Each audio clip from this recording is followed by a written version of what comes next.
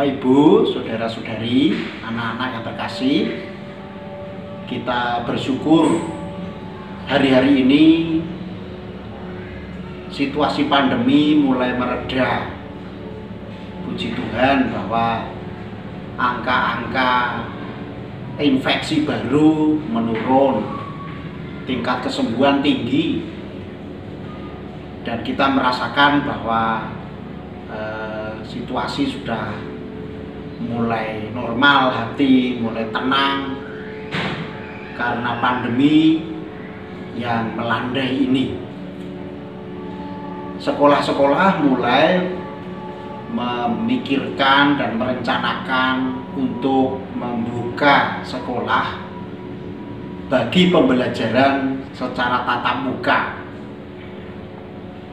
dan beberapa sudah melaksanakannya. Nah, dalam suasana syukur atas melandainya pandemi ini, saya mengajak Bapak Ibu dan anak-anak sekalian merenungkan kembali atau merefleksikan mengenai proses pembelajaran kita selama pandemi kemarin, selama kita pembelajaran jarak jauh. Nah, tidak ada seorang pun yang siap dengan pandemi, termasuk dalam hal belajar mengajar. Guru-guru tidak siap, orang tua tidak siap, anak-anak tidak siap. Sistem atau manajemen pembelajaran kita juga belum siap waktu itu. Nah, dalam suasana tidak siap seperti itu, banyak sekali orang tua yang mengeluh, guru yang mengeluh, anak-anak yang mengeluh. Suasananya negatif, suasananya bunek, bahasa Jawa, kebingungan, bisa jadi emosional, bisa jadi membuat anak-anak merasa tidak nyaman, orang tua tidak nyaman, guru-guru tidak nyaman.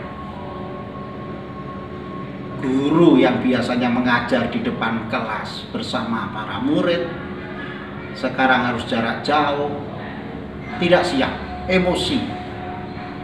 Orang tua yang bukan guru harus mendampingi anak-anak di rumah untuk belajar, tidak siap, emosi.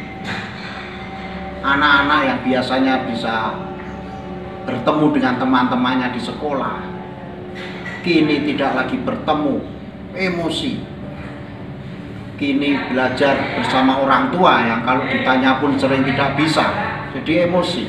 Sekarang sebelum dibukanya kembali tatap muka di sekolah, mari kita merefleksikan hal-hal itu. Bisa jadi seorang anak terluka karena situasi tersebut, karena yang paling banyak menanggung beban ini adalah anak-anak, karena mereka masih usia anak-anak, belum bisa bernalar secara penuh sebagaimana orang dewasa. Nah, mereka tentu mendapat tekanan yang lebih daripada kita yang dewasa ketika menghadapi pandemi dan menyesuaikan diri. Apakah anak-anak merasa terhina, sedih, terasing, takut selama pembelajaran jarak jauh itu? Inilah yang harus disembuhkan orang tua. Apakah di antara kita orang tua ada yang merasa emosional, marah, merasa mendapat beban yang tidak perlu, kecewa dengan anak-anaknya, dengan guru, dengan situasi? Nah, inilah yang juga harus disembuhkan, diterima, diakui, dan dimintakan maaf.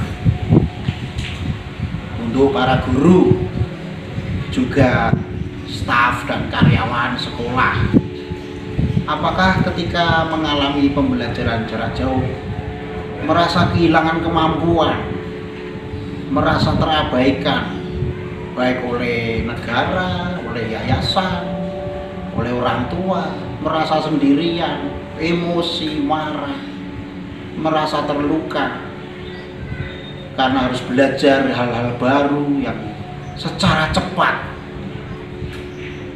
dan merasa dituntut di luar kompetensinya. Nah, ketika suasana terluka ini, mari kita sadari, kita refleksikan, kita rekonsiliasi, kita sembuhkan. Inilah yang saya maksud dengan ajakan saya untuk berefleksi atas situasi pembelajaran jarak jauh selama pandemi. Tetapi jangan lupa ada banyak hal yang bisa kita syukuri dari pengalaman pandemi ini. Anak-anak bisa lebih dekat dengan orang tua bisa lebih dekat dengan anak-anak.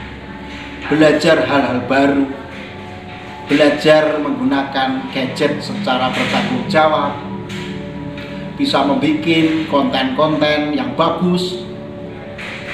Guru-guru demikian juga memiliki kompetensi baru yang tidak pernah dipikirkan sebelumnya.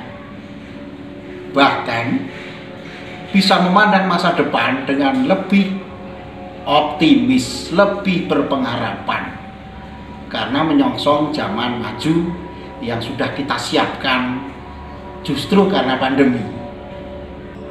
Nah, Bapak Ibu dan anak-anak sekalian, mari kita song-song masa depan yang baru ini dengan gembira, optimis, dan dinamis. Singkatannya GOD ya, God. Bersama Tuhan kita song-song era baru dengan gembira, dengan penuh harapan, dengan terus belajar.